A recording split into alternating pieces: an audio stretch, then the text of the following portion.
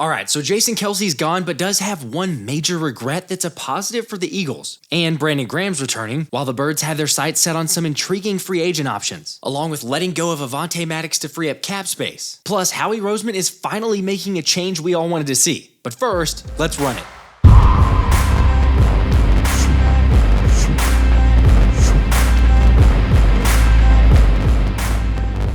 What's up, guys? We are back, and so is Brandon Graham.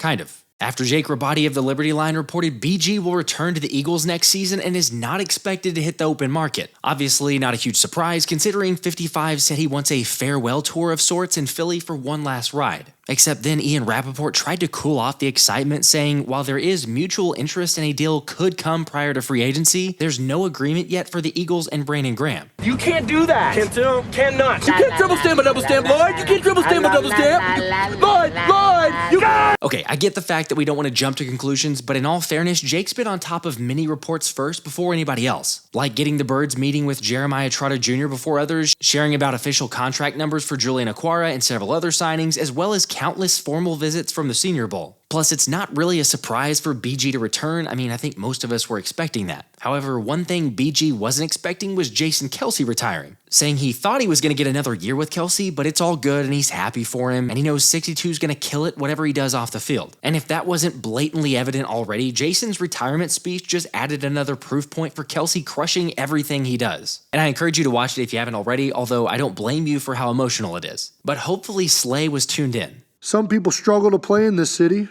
They can't handle the booze, the media, or our fans. Consider it a great blessing to play in the most passionate sports town in America. The sense of urgency in this city to win has pushed our organization, has fueled it to take chances, fix problems, and work tirelessly in an effort to win. At times, you hate it as an athlete, especially those new to our city. But when you've been through it enough, you learn to appreciate it. No one celebrates their own like the city of Philadelphia. Athletes become demigods in this city, even ones whose deeds span decades before. The Eagles are the #1 ticket in town, the most talked about thing at nearly every moment. With that amount of attention, you better be ready to overcome the lows that will happen and be ready to persevere in the face of the criticism. Yes, they will let you know when you are not performing well. Every time. But they will also love you if you show effort, aggression, desire, the will to fight. They will love you in this city if you love it the way you love your brother. You will be loved by going above and beyond to show that you care, because they care. They've been caring for generations in this town about this team, and they aren't about to accept a bunch of excuses and soft-ass nonsense representing the name on the front of the jersey, something they've invested their entire lives in. If you don't like what the fans and media are saying as a player, it's very easy. Love them, treat them like your brothers, and go out and play your balls off.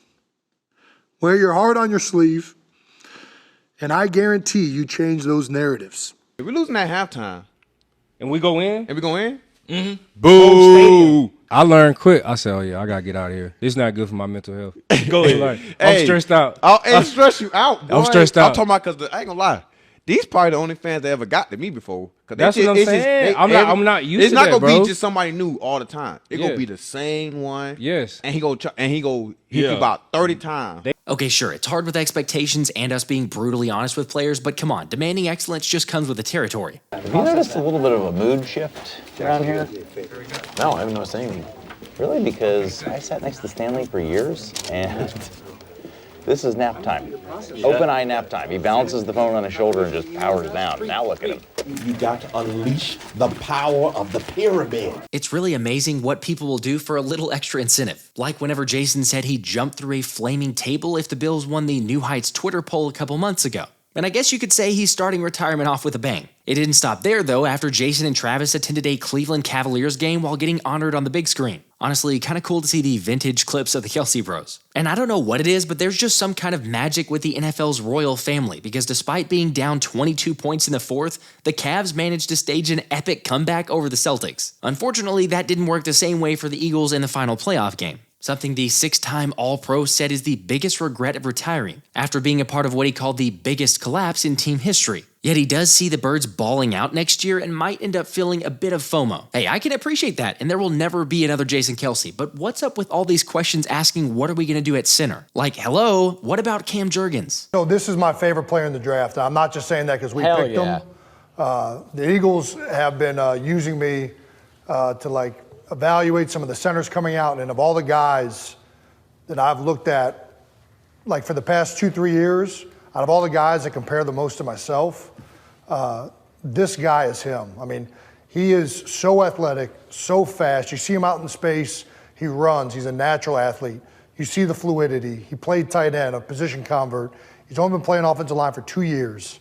4'9", 240, 1'7", 7'1", cone. This guy is a freak athletically. He has the best chance to be a difference maker at the center position. That's good enough for me. I mean, why wouldn't you trust Kelce's assessment? I get that Jurgens played right guard last season, but that's not his long-term fit. And okay, maybe Tyler Steen can compete for it and still have a chance, but seeing that Philly has now scheduled 3 top 30 visits with right guard prospects in the draft, I think it's pretty obvious where a potential early selection will go. Now, my preference is and remains taking a defensive player, specifically a corner, but it's probably not possible for a guy like Quinyon Mitchell anymore after he had the highest athletic score at the Combine, with a 4.3 340 and showcased really good strength with 20 reps on the bench press, while also recording a 38-inch vertical. Look at the butt on that. Yeah, he must work out. Some other dudes who showed out were Clemson's Nate Wiggins running a blazing 4.28, and Alabama's Terrion Arnold also scored within the 87th percentile in athleticism. And like I mentioned before, those 3 would be my top choices to draft at corner, but curious, who would you want Philly to target? I mean, free agency isn't an impossible option. However, with Chicago tagging Jalen Johnson and Kansas City also officially using the franchise tag on L'Jarius Sneed, it's hard to envision the Eagles spending big in a week when there's a really deep corner class in the draft. By the way, the apparent asking price for Sneed at this point is something around $20 million or maybe more for a contract plus a second-round pick. But it does sound like Howie's going to be very aggressive in free agency, just at different positions, which is what several reports have suggested coming away from the Combine, in particular Zach Berman, who shared that based on what he's heard, he expects Howie Roseman to be aggressive seeking upgrades on the defense, saying their plan includes finding core young players, especially at safety and linebacker, while also getting the feeling that Philly will be in the market for players at those positions who are in their prime and core players on defense. So, with the Giants electing not to tag standout safety Xavier McKinney, the 24-year-old has quickly been linked to the Eagles as he ranks top 10 in coverage as well as his play in the box, which, yeah, not surprisingly bodes well in a Vic Fangio defense, particularly with how Fangio values the safety position and looks for guys with impressive versatility. However, the tricky part is finding a deal McKinney's happy with, since he's expressed the fact that he sees himself as one of the best safeties in the game and wants to get paid that way. So even though Spot Track estimates McKinney to get something close to a $10.4 million per year deal, it seems more likely for a contract in the range of $15 million if Howie wanted to get something done, taking into account that the top 10 safeties are all over $13 million annually, and the increase in the salary cap numbers. Plus, with McKinney having a career year last season of 116 tackles, 11 passes deflected, 3 interceptions, 1 forced fumble, and 2 fumbles recovered,